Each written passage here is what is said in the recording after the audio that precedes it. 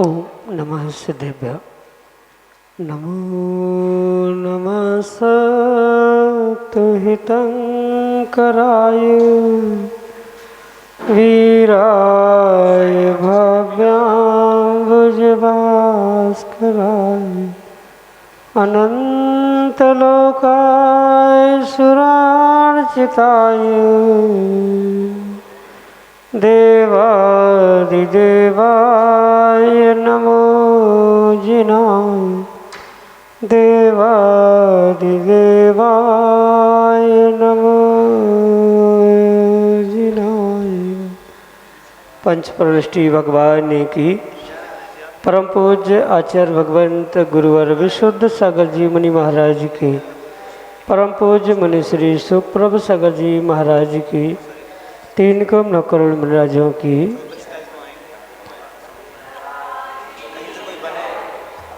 विकल्पों के संसार में भटकता व्यक्ति दुखों को ही प्राप्त करता है, लेकिन जो पुरुषार्थ करके अपने विकल्प को समीचीनता प्रदान करते हुए उसे गुरु चरणों तक पहुंचाने का पुरुषार्थ करता है, वह उस दुख रूप संसार से पार भी हो सकता है।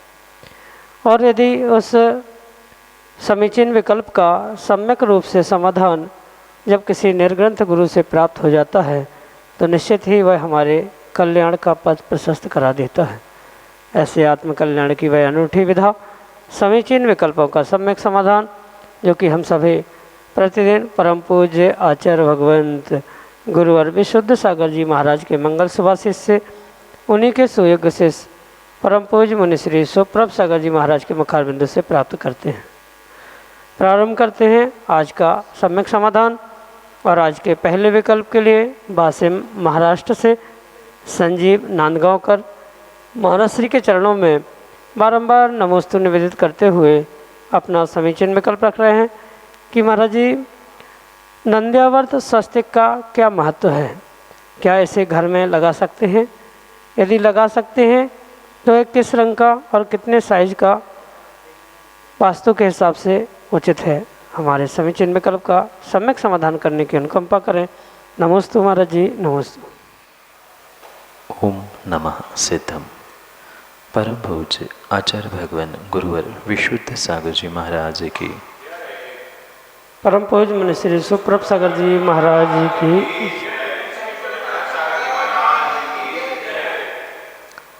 नंद्यावर्त स्वस्तिक एक विशेष स्वास्तिक का आकार है जो चतुर्गति के भ्रमण के निवारण के लिए, दुखों की समाप्ति के लिए विशेष रूप से सर्वत्र प्रयोग में लाया जाता है। जैसे वर्तमान में भी स्वस्तिक या साथिया का सामान्य रूप से प्रचलन है, वैसे ही प्राचीन काल में उस नंद्यावर्त स्वस्तिक का प्रचलन था और वही पुनः कुछ वर्षों से वर्तमान में भी सर्वत्र घर में या मंदिर में, वेदी आदि में भी उसको रखते हुए विशेष ऊर्जा का संचार करने का वहाँ पर अभिप्राय उद्देश्य हुआ करता। क्योंकि प्रत्येक द्रव्य का अपना अपना कुछ गणित है, कितने प्रमाण से, यानी कौन से स्थान पर उसका किस प्रकार से प्रयोग किया जाता है, उस पर उस नंद्यावर्त स्वस्तिक का आकार, साइज आदि तय किया जाता है। ज़रूरी नहीं है सबके मकान के लिए, सबके मंदिर आदि के लिए एक समान ही नंद्यावर्त स्वस्तिक का आकार या प्रकार होना चाहिए, जबकि सामान्य रूप से एक ही प्रकार का वह नंद्यावर्त स्वस्तिक होने पर भी उसका आकार, जो जैसा स्थान है, किस उद्देश्य से उसे रखा जा रहा है, क्या उसके पीछे का अभिप्राय है, ये सब कुछ तय करके ही कह सकते हैं। सामान्य रूप से एक जैसा सर्वत्र उसका प्रयोग नहीं होता, इसलिए घर में उसका प्रयोग कहाँ पर किया जा रहा है, मतलब मात्र दीवार पर साथिया बनाया जा रहा है या कहीं गृह प्रवेश के समय पे, गृह शिलान्यास के समय पे किस प्रकार से उसका प्रयोग किया जा रहा है, उस पर यह निर्धारित होता है कि उसका साइज़, उसका वज़न आदि कैसा होना चाहिए। सामान्य रूप से जो नंद्यावर्त स्वस्तिक है उसका आकार जैसे आवश्यकता होती है, मतलब गले में पहनना है तो उसके लिए अलग प्रकार का आकार कहा गया है। वेदी में भगवान के नीचे रखा जाता है तो वहाँ भी अलग आकार का, मतलब भगवान की अवगाहना कितनी है उस पर वह डिपेंड करता है। पर सामान्य रूप से वह नंद्यावर्त स्वस्तिक इतना ऊर्जावान है, आप जिस चाहे आकार में उसका प्रयोग कर ले, साइज कुछ भी हो, उसकी एनर्जी उतनी ही रहेगी। विशेष रूप से और बढ़ाने के लिए उसका आकार बढ़ाया जा सकता है, पर सामान्य रूप से किसी भी आकार का बिना प्रमाण के भी आकार का आपने नंद्यावर्त स्वस्तिक बनाया है या रखा है तो अपने आप उसकी जो एनर्जी है, पॉजिटिविटी है, वह तो वहाँ प्राप्त होगी ही। छोटा होने से कोई नेगेटिविटी, कोई नकारात्मकता तो वहाँ होनी ही नहीं है।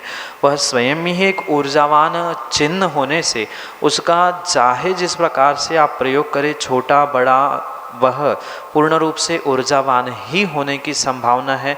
इसलिए ये विकल्प छोड़कर आपको अगर आवश्यकता लग रही है तो जिस भी आकार का आपको उपलब्ध हो रहा है, चांदी का, सोने का, उसका प्रयोग किया जाए। और वो भी नहीं हो पा रहा है तो जैसे अष्टगंध, केसर आदि उत्कृष्ट द्रव्यों से भी जैसे बने उस आकार का आप घर में नंद्यावर्त स्वस्तिक बना लोगे तो भी वह ऊर्जावान द्रव्य होने से आपकी पॉजिटिविटी घर की बढ़ने की संभावना है। इसलिए इन विकल्पों को ना प्राप्त करते हुए सामान्य रूप से आपको जहाँ जैसा जिस प्रकार से समझ में आए उसका प्रयोग करते हुए घर की एनर्जी लेवल बढ़ाने का प्रयास करें।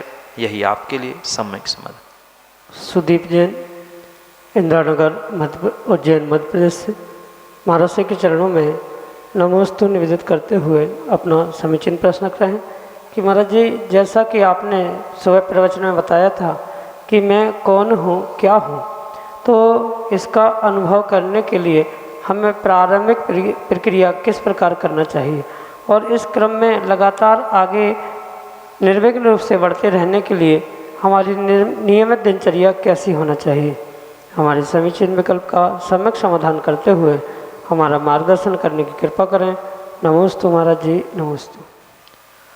अनुभूति का विषय किसी भी प्रकार से शब्दों में कहना संभव नहीं हो सकता। जो अनुभव करने योग्य है उसे व्यक्ति को स्वयं के पुरुषार्थ से ही अनुभव करने की आवश्यकता है, क्योंकि शब्दों में जो भी कहा जाएगा वह अनुभूति तक पहुंचने का मात्र साधन हो सकता है, वह अनुभूति नहीं हो सकती। अनुभूति भिन्न विषय है और उसको प्राप्त करने के लिए शब्दों को समझना, किसी का उपदेश प्राप्त करना, मार्गदर्शन प्राप्त करना, ये भिन्न विषय। जैसे एक माँ भोजन बनाते समय वह जो लिखी हुई रेसिपी है एक आलंबन के रूप में प्रयोग करती है, पर पुरुषार्थ तो उसी माँ को, उसी महिला को ही करना पड़ता है भोजन बनाने का। बिल्कुल ऐसा ही जो भी आगम में इन प्रश्नों के उत्तर के लिए प्रक्रिया कही है, ये शब्दों का ही विषय है। स्वयं के लिए इसे प्राप्त करने के लिए बुद्धिपूर्वक बैठना होगा, समझना होगा, निर्णय करना होगा कि वास्तव में मैं कौन हूँ, क्या हूँ, कहाँ से आया हूँ, कहाँ जाने वाला हूँ। ये समझने के लिए मुझे बहुत विवेक से कार्य करने की आवश्यकता, और मात्र ध्यान करने से भी ये संभव नहीं है। उसके लिए विवेकपूर्वक एक देश चारित्र को, यानी अपने जो 5 प्रकार के पाप कहे गए हैं उन 5 प्रकार के पापों से अपने आप को बचाने का प्रयास करने की आवश्यकता है। तभी कुछ अंशों में हम अपने आप को और अपने जैसे अन्य जीवों को भी समझने की पूर्ण रूप से संभावना हो सकती। इसके लिए सबसे पहले जो आगम के तत्व कहे गए हैं उन तत्वों में जो परम उपादेय आत्म तत्व है, उस आत्म तत्व तक पहुंचना बहुत आवश्यक है। मतलब सामान्य रूप से ये उत्तर हमें प्राप्त होना आवश्यक है कि मैं एक जीव द्रव्य हूँ और यह जीव द्रव्य ही मुझे प्रकट करना है, या इस जीव को, आत्मा को ही मुझे आगे बढ़ाते हुए अंतरात्मा बहिरात्मा से परमात्मा बनाने का प्रयास करना है। ये जो शाब्दिक व्याख्या लिखी है, पहले तो उस शाब्दिक व्याख्या का भी ज्ञान होना, बोध होना आवश्यक है। उसके उपरांत इसका निर्णय करने के लिए कई बार आपको घंटों घंटों ध्यान में बैठने की आवश्यकता है, निर्णय करने की आवश्यकता है। जो सुन रहा है, समझ रहा है, कर रहा है, वह मैं हूँ। तो मैं मतलब कौन हो? शरीर हो कि शरीर से अन्य कुछ हो? ये अनुभूति का ही विषय है। स्वयं बैठे बिना इसकी अनुभूति होना संभव नहीं है, और इसे लगातार लगातार लगातार करते रहने से ही यह पुरुषार्थ हो सकता है।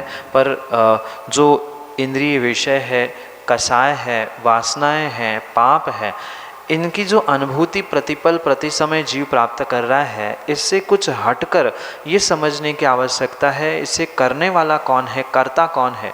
ये इतनी आसानी से या कहने से समझ में आने वाला नहीं है। कई महीने और कई वर्ष इस प्रश्न के उत्तर को अनुभूति के साथ समझने के लिए लगेंगे। सामान्य रूप से मैं जीव द्रव्य हूँ, मैं निगोल से निकला हूँ, सिद्धालय में पहुँचना है, ये सामान्य उत्तर तो शब्दों में कोई भी प्राप्त कर सकता है, पर उसे अनुभूत करने के लिए कई महीने कई वर्ष देने की आवश्यकता है। और क्रम क्रम से वह ध्यान, अध्ययन, स्वाध्याय, पापों से विरक्ति आदि आदि क्रम से ही बढ़ते बढ़ते वहाँ तक पहुँचने की संभावना है। दिनचर्या भी जो श्रावकोचित है वह 6 आवश्यकों का पालन करना, 7 व्यसनों का त्याग करना, 8 मूल गुण धारण करना, इतना सामान्य रूप से क्रियाकलाप तो होना आवश्यक ही है। रात्रि भोजन का त्याग होना चाहिए, पानी छान कर पीना, ये जैन कुल के जो लक्षण कहे हैं, इनको अगर प्राप्त नहीं किया जा रहा है तो मैं कौन हूँ, आत्मा हूँ, बहिरात्मा, परमात्मा, या किसी प्रकार से अनुभूति होनी संभव नहीं है। पहले इन बहिरंग पापों से छूटते हुए शरीर और शरीर से भी पुनः भीतर आत्मा तक पहुँचने की आवश्यकता है। इसी क्रम से आप अपने प्रश्नों का उत्तर खोज सकते हैं अनुभूति के साथ। यही आपके लिए सम्यक समाधान। भोपाल मध्य प्रदेश से श्रीमती सुनीता प्रदीप जैन महाराज श्री के चरणों में बारंबार नमस्ते करते हुए कह रहे हैं कि महाराज जी, हमारे पति पहले मंदिर जाते थे, उच्च पद पर रहने के कारण वाद विवाद होने से ऐसे अंतराय कर्म उदय में आए कि उन्होंने मंदिर के दर्शन भी छोड़ दिए। इससे मुझे दुख भी होता है। तो हम ऐसा क्या करें कि वह पुनः मंदिर से जुड़ सकें और अपने यथा पुनः दिनचर्या को प्राप्त कर सकें। हमारे समीचीन विकल्प का सम्यक समाधान करते हुए हमारा मार्गदर्शन करने की अनुकंपा करें। नमोस्तु महाराज जी, नमोस्तु। जो मंदिर में वाद विवाद की स्थिति और उसके कारण से देवशास्त्र गुरु से विमुख होना, ये दोनों भी कार्य बिल्कुल अनुचित थे, अयोग्य थे। सामने वाला व्यक्ति कुछ भी कहे, कुछ भी करे, पर किसी के कुछ कहने सुनने से अगर हम देवशास्त्र गुरु से दूर हो रहे हैं तो उससे व्यक्तिगत रूप से क्षति आपकी ही हो रही है, अन्य किसी की नहीं। ये उनको समझाने की आवश्यकता है। भगवान को, मंदिर को, गुरु को आपकी आवश्यकता नहीं है, अपितु आपको अगर देवशास्त्र गुरु की आवश्यकता है तो आपको ये निर्णय करते हुए इन बातों को छोड़ते हुए, मतलब जो भी हुआ हो ठीक है, हो सकता है 100% सामने वाले की गलती थी, आपने कुछ भी नहीं किया था, पर फिर भी ये जो विपरीत मानसिकता हुई है और किसी के कहने सुनने से, किसी के बातों में आकर हम भगवान को, गुरु को छोड़ रहे हैं, तो ये किसी प्रकार से उचित हो ही नहीं सकता। ठीक है, कसाय की बात थी, कसाय उद्रेक में आया था, उसने विपरीतता को प्राप्त कर लिया। हो सकता है आपकी भी कुछ अंशों में वहाँ पर 5% 2% गलती होगी, जो सामने वाले ने अधिक गलती करते हुए आपके साथ बहस की, वाद विवाद किया। तो ऐसी स्थिति में उन बातों को भूलने की आवश्यकता है, ना कि देवशास्त्र गुरु से दूर होने की आवश्यकता। ऐसे तो निमित्त अनेक बार और अनेक स्थानों पर प्राप्त होते हैं, इसलिए उन निमित्तों के अधीन होने की अपेक्षा से हम अपने आप को, अपने परिणामों को संभालते हुए देव शास्त्र गुरु हमारे जीवन में कितने कीमती है, कितने आवश्यक है, उनके निमित्त से मेरा जीवन कैसा उत्कृष्ट हो सकता है, उनको छोड़ने से मेरा नुकसान क्या हो सकता है, ये व्यक्तिगत रूप से उससे समझाने की आवश्यकता है। जब तक वह सत्यता को नहीं समझेगा तब तक कभी भी किसी भी प्रकार से पुनः वह देवशास्त्र गुरु के प्रति या मंदिर के प्रति समर्पित भाव से जुड़ने की संभावना नहीं है। ये भले ही किसी की भी गलती हो, जैसे वाद विवाद हुआ या पद पर रहने पर भी जो विसंगतियाँ प्राप्त हुई, और ये तो स्वाभाविक सी बात है, कहीं किसी पदों पर रहेंगे तो कहाँ वहाँ विवाद होना ऑब्वियस है, स्वाभाविक है। बिना वाद विवाद के पदाधिकारी बनना या कार्य करना, व्यवस्था करना, ये कतई संभव नहीं होता। इसलिए ये अवश्य ध्यान रखें कि वाद विवाद की स्थिति भी बन जाए, कितनी ही विषमता क्यों ना आ जाए, भले ही आप मंदिर के उस पदों का त्याग कर दे, विसर्जन कर दे, पर मंदिर आना बंद करना ये किसी भी प्रकार से उचित नहीं है। इससे व्यक्तिगत रूप से आपका ही नुकसान है। ये उन्हें पुनः पुनः समझाने का प्रयास करें, और नहीं समझ रहे हैं तो फिर माध्यस्थ होते हुए स्वयं धर्म ध्यान करें, क्योंकि दूसरों को सुधारने के पीछे स्वयं का अगर बिगाड़ हो रहा है तो वह कार्य उचित नहीं हो सकता। इसलिए अच्छे से समझाने का प्रयास करें, एक नहीं, दो नहीं, 4 बार समझाए, पर नहीं समझ पा रहे हैं तो माध्यस्थ हो जाए और सहजता से जैसा उनको अच्छा लग रहा है वैसा करने दे, क्योंकि यथा गति तथा मति और यथा मति तथा गति, जिसकी जैसी गति होने वाली है उसकी वैसी मति, और जैसी मति हो रही है वैसी उसकी गति होने वाली है। इसलिए उनको अपने हाल पर छोड़ दे। उनके सुधार के चक्कर में अपने भावों का बिगाड़, अपने धर्म का बिगाड़ करना उचित नहीं है। यही आपके लिए सम्यक समाधान। नयापुरा उज्जैन मध्य प्रदेश से अगले समीचीन विकल्प के लिए अर्पित पाटनी। गुरुदेव के चरणों में त्रिकार बार नमस्तु नमस्तु नमस्तु। गुरुदेव, एक समाधान चाहिए था कि हम जब भी अभिषेक करते हैं मंदिर जी में जाकर तो बहुत सी बार शांति धारा हो जाती है, हम उसके बाद पहुँचते हैं, तो क्या ये उचित है कि शांति धारा के बाद उन्हीं प्रतिमाओं का वापस अभिषेक कर सकते हैं जो विराजमान करी गई है? नमस्ते गुरुदेव। शांति धारा के बाद अभिषेक करने में आगम के परिप्रेक्ष्य में कोई भी दोष नहीं है, कोई भी त्रुटि नहीं, पर इसका मतलब ये नहीं है कि कहीं किसी मंदिर की, किसी वेदी की व्यवस्था बिगाड़ी जाए।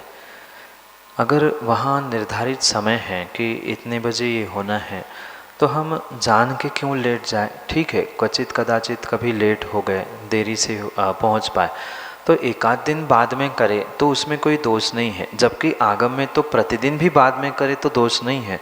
पर उस मंदिर की वेदी की अगर व्यवस्था है कि नहीं, आपको इतने समय तक आना है और शांति धारा के पहले ही अभिषेक पूर्ण करना है, तो वो तात्कालिक वहाँ की व्यवस्था होने से उसे बिगाड़ने का प्रयास नहीं करना चाहिए। पर आगम में ऐसा कोई विधान नहीं है कि शांति धारा के बाद अभिषेक नहीं कर सकते, आप कर लो तो भगवान नाराज होकर चले जाएंगे, ऐसा वहाँ कोई व्यवस्था है नहीं है। मात्र भावों की विशुद्धि के लिए अभिषेक, पूजन, शांति धारा आदि कार्य किए जाते हैं। इसलिए भावों की विशुद्धि और विवेक, क्षेत्रीय परंपरा, स्थानीय व्यवस्था आदि समझते हुए ही इन कार्यों को करना चाहिए। पर आगम के परिप्रेक्ष्य में शांति धारा के उपरांत भी अभिषेक करने में कोई भी किसी भी प्रकार से दोष है ही नहीं, यही सत्य समझते हुए पर विवेक से कार्य करने की आवश्यकता है। यही आपके लिए सम्यक समाधान। और हम जय सागर मध्य प्रदेश से अगले समीचीन विकल्प के लिए। नमस्ते मुनि जी, मेरा प्रश्न ये है, जब कोई इंसान किसी को धोखा देता है तो हम उस इंसान पर दोबारा विश्वास करें, चाहे वो इंसान हमारा कितना भी खास हो? कृपया समाधान कीजिए। जहाँ विश्वास नहीं वहाँ वास करना उचित नहीं। ये स्पष्ट रहस्य हमें नीतिकारों ने कई बार समझाने का प्रयास किया, पर फिर भी व्यक्ति सत्यता को ना जानते हुए जहाँ विश्वासघात हो रहा है पुनः पुनः उन्हीं स्थानों पर पहुँचता है, मात्र किसी राग आदि के विशेष से। इसलिए ये ध्यान दें कि जब एक बार विश्वासघात हो चुका है, किसी से धोखा प्राप्त हो ही चुका है, तो पुनः उस व्यक्ति से संबंध रखना, मैत्री रखना ये किसी भी प्रकार से उचित नहीं हो सकता। जब एक बार वह अपना नहीं हुआ, दोबारा नहीं हुआ, 3 बार नहीं हुआ, तो पुनः पुनः उस व्यक्ति को अपना मित्र बनाने की या अपना सगा बनाने का पुरुषार्थ करना ये व्यर्थ है। अगर हम ज्योतिष की अपेक्षा से भी समझें तो कोई व्यक्ति किसी का हो नहीं पा रहा है तो उसके लिए पुनः पुनः प्रयास करते हुए समय व्यर्थ करना ये किसी भी प्रकार से उचित हो नहीं सकता। इसलिए बहुत अच्छी बात है ऐसे विश्वासघाती व्यक्ति को भूल जाए। इसका मतलब ये भी नहीं है कि उसके प्रति कोई दुर्व्यवहार किया जाए या उसको कुछ विपरीतता से सबक सिखाने का प्रयास किया जाए। ये तो अपने अपने पुण्य पाप का खेल है। उसके साथ ऐसा ही कुछ पुराना संबंध होगा, उसका पिछले पर्याय में आपने विश्वासघात किया होगा, विश्वास तोड़ा होगा, सो इसलिए इस बार वो कर रहा है। तो ये सिलसिला आगे ना चलने दे, इसलिए वहीं पर उस क्रियाओं को विराम दे। क्योंकि कहने वालों ने कहा है कि आँख से गिरा हुआ पानी और नज़रों से गिरा हुआ इंसान कभी भी उठता नहीं है, चाहे लाख प्रयास कर लेना। फिर जो एक बार नज़रों से गिर ही चुका है, जिसने विश्वासघात कर ही दिया है, उसको पुनः संभलने की, समझाने की आवश्यकता ही क्या है। उससे अच्छा है कि हम सत्यता को समझें और अपनी स्वतंत्रता से पुनः आनंद से अपना जीवन जीने का प्रयास करें। अन्यथा उसी व्यक्ति को पुनः पुनः दिलो दिमाग में लेकर रहेंगे तो वर्तमान का भी जीवन खराब, भूत तो बीत गया ही था, खराब हो ही चुका था, आज भी जाएगा और आने वाला कल भी उनके पीछे बिगड़ने की संभावना है। इसलिए ऐसे व्यक्तियों को दूर से ही संभालने का या दूर ही करने का श्रेष्ठ कार्य किया जा सकता है। जितना उन पे पुनः पुनः विश्वास करेंगे, सामने वाले को यही लगेगा कि मेरे अलावा इसका काम नहीं होता है, वो और अधिकता से यानी और प्रबलता से पुनः विश्वासघात करने का प्रयास करेगा, पुनः उपयोग करेगा और पुनः फेंक देगा। तो ये एक दो बार होने के बाद भी व्यक्ति समझ नहीं पा रहा है तो उसकी सोच की ही, उसकी विचारों की ही कमी समझना होगी। जब एक ही बार धोखा मिल गया, उस व्यक्ति से सोचकर संभल कर ही संबंध स्थापित किया जाए। यही आपके लिए सम्यक समाधान। प्रीति सोगानी, नयापुरा, उज्जैन, मध्य प्रदेश से अगले समीचीन विकल्प। नमोस्तु महाराज जी। महाराज जी, मेरा ये प्रश्न है कि जैसे हम लोग हमारे जिन धर्म के हिसाब से हम लोग जानते हैं कि हरी सब्जियां खाने में या पत्तेदार सब्जियां खाने में कितना दोष लगता है। ये हम चौमासे में कम खाते हैं और 10 दिन, पर्युषण के 10 दिन हम खाते नहीं हैं। तो जब हमारे छोटे बच्चे जब हरी सब्जियां नहीं खाते हैं और तो हम उन्हें बार बार फोर्स करते हैं कि आप हरी सब्जियां खाओ, हरी सब्जियां खाओ, आपको प्रोटीन मिलेगा, कैल्शियम मिलेगा, तो क्या हमें उसका दोष नहीं लगता जब हम उन्हें फोर्स कर रहे हैं हरी सब्जियां खाने के लिए? जैनागम में कृत, कारित और अनुमोदना 3 प्रकार की व्यवस्था बताए। चाहे पुण्य हो चाहे पाप हो, व्यक्ति स्वयं करे, दूसरों से करवाए या करने वालों की अनुमोदना करे, उसे पाप लगेगा ही लगेगा, पुण्य है तो पुण्य भी लगेगा ही लगेगा। इसलिए चाहे बच्चों के लिए हरी सब्जी, पत्ती आदि खाने के लिए कितना ही फोर्स किया जाए, वहाँ ये सत्यता को समझे कि नियम से ऐसा कार्य करने पर आपको कारित और अनुमोदना के निमित्त से दोष अवश्य लग रहा है।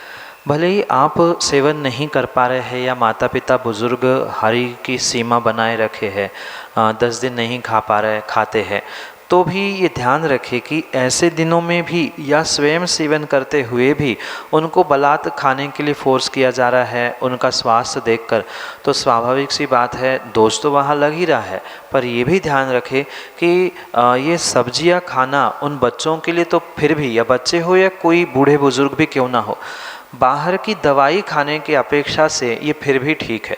माना कि उनका हीमोग्लोबिन कम हो रहा है और उसके लिए किसी अन्य प्रकार की जिसमें जीवों के अंश प्राप्त होते हैं ऐसी दवाई का सेवन कराया जा रहा है, चाहे बच्चे हो बुजुर्ग हो, तो ये कहाँ तक उचित है ये भी सोचने की आवश्यकता है। यहाँ तो आपने हरी पत्ती, हरी सब्जी का सब कुछ त्याग कर दिया, पर वहाँ डॉक्टर के पास गए, डॉक्टर ने कहा हीमोग्लोबिन कम है, ये कम है, इसके लिए आपको अमुक दवाई खानी है, प्रोटीन के लिए वह एक प्रोडक्ट्स खाने पड़ेंगे। तो अगर वहाँ नॉनवेज खाना पड़ रहा है तो नॉनवेज की अपेक्षा से तो कई गुना ये वेजिटेबल्स खाना श्रेष्ठ हो सकते हैं। तो ये विवेक वहाँ रखने की आवश्यकता है कि कंडीशन क्या है। जबकि आप अगर फोर्स कर रहे हो, खा रहे हो, खिला रहे हो, दोष तो लग रहा है, पर नॉनवेज खाने की अपेक्षा से कुछ कम ही लग रहा है।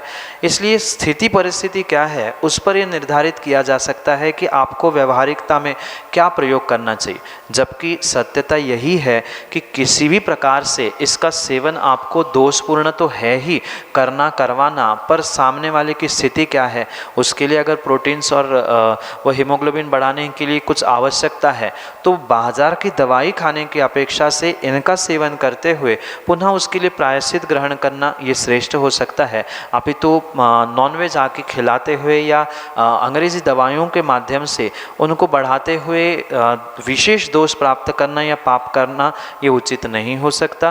पर सामान्य अगर व्यवस्था है, मतलब बालक तंदुरुस्त है, बुजुर्ग तंदुरुस्त है, तो जितना कम खाए उतना गम खाएंगे और उतना गम खाएंगे उतना कम खाएंगे उतना ही श्रेष्ठ है।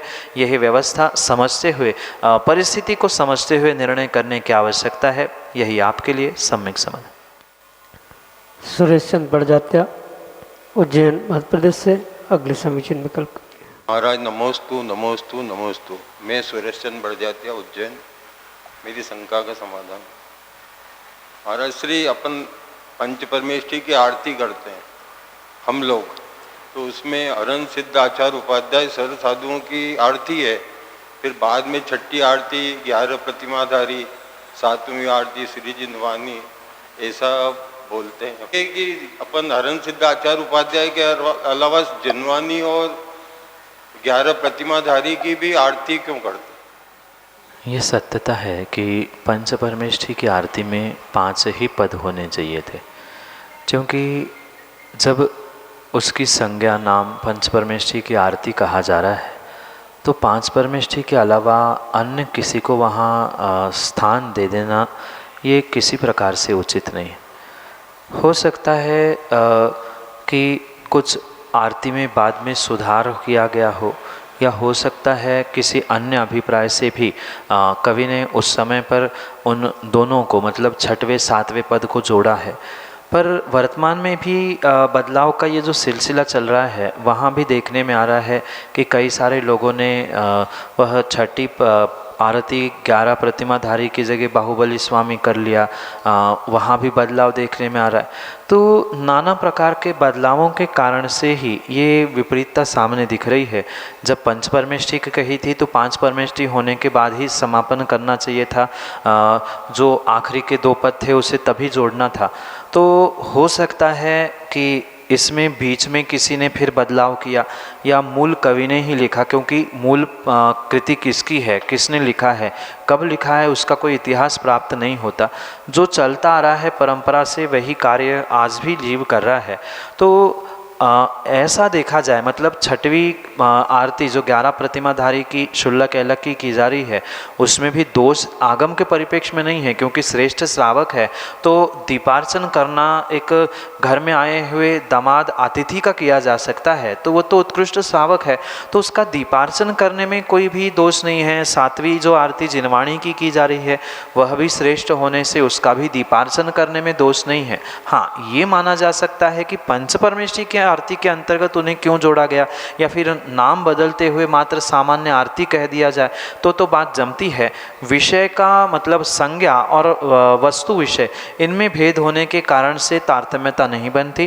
पर 6ठी 7वीं 8वीं आदि प्रतिमा या उसकी आरती को प्रतिमाधारी जिनवाणी बाहुबली भगवान आदि के भी निमित्त से करे, वैसे सिद्धांत की अपेक्षा से, जैन दर्शन की अपेक्षा से दोष नहीं है। मात्र संज्ञा और अंदर का विषय इसमें अंतर होने से इसमें प्रश्न चिन्ह खड़ा किया जा सकता है। पर श्रावक, उत्कृष्ट श्रावक की और जिनवाणी की आरती करने में कोई दोष नहीं है। यही आपके लिए सम्यक समझ।